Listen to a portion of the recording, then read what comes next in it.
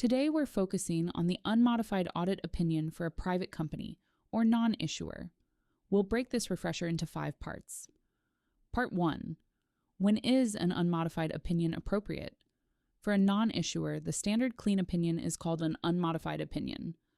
The auditor expresses an unmodified opinion when the auditor concludes that the financial statements are presented fairly, in all material respects, under the applicable financial reporting framework. An unmodified opinion doesn't mean the financial statements are absolutely perfect or contain 0 errors. Auditing focuses on material misstatement. For example, management may choose not to record a proposed audit adjustment. The auditor evaluates that uncorrected misstatement along with other uncorrected misstatements. If the auditor concludes that the uncorrected misstatements are not material, individually or in the aggregate, an unmodified opinion may still be appropriate. The key question is whether the financial statements as a whole are materially misstated. Now let's move into part 2, the basic auditor's report. A non-issuer auditor's report contains several important sections, but 2 sections you absolutely need to distinguish are the opinion section and the basis for opinion section. Think of it this way. The opinion tells you what the auditor concluded. The basis for opinion explains the foundation supporting that conclusion. The opinion section identifies the entity and the financial statements that were audited, including the periods covered, and identifies the applicable financial reporting framework.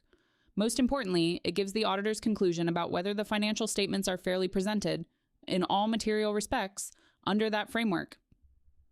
The basis for opinion section explains that the audit was conducted in accordance with the applicable auditing standards. It also addresses the auditor's independence and ethical responsibilities and states that the auditor believes the audit evidence obtained is sufficient and appropriate to provide a basis for the opinion. The report also explains management's and the auditor's respective responsibilities. Management is responsible for preparing and fairly presenting the financial statements under the applicable reporting framework and for designing, implementing, and maintaining relevant internal control.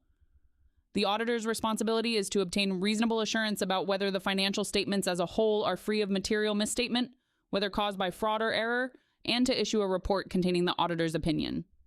Remember, reasonable assurance is a high level of assurance, not absolute assurance. The auditor uses professional judgment and maintains professional skepticism throughout the audit. Now let's move into part 3, substantial doubt about going concern. First, what does going concern mean? Going concern is the idea that a company is expected to continue operating for a reasonable period of time, rather than being forced to shut down or liquidate. In a financial statement audit, the auditor evaluates whether conditions or events raise substantial doubt about the entity's ability to continue as a going concern. Think of serious warning signs such as major recurring losses, an inability to pay debts, or severe cash flow problems. If substantial doubt exists, management considers whether it has plans that can help address the problem.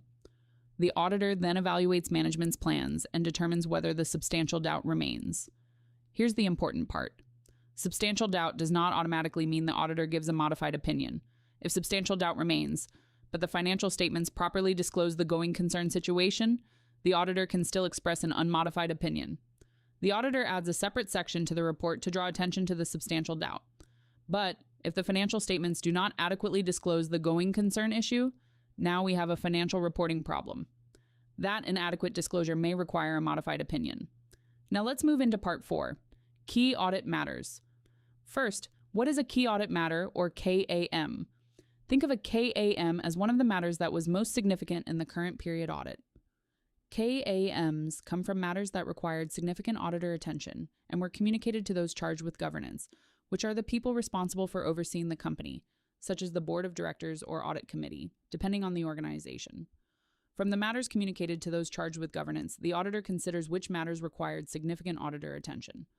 For example, this could involve an area with a higher assessed risk of material misstatement, a difficult accounting estimate involving significant judgment or estimation uncertainty, or a significant transaction or event that required substantial auditor attention. From those matters, the auditor uses professional judgment to determine which were of most significance in the current period audit. Those become the key audit matters. Now, here's an important point. A KAM does not mean something is wrong with the financial statements.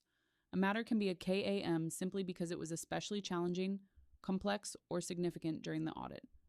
The auditor is highlighting the matter to give users more insight into the audit. Also, a KAM does not replace a modified opinion.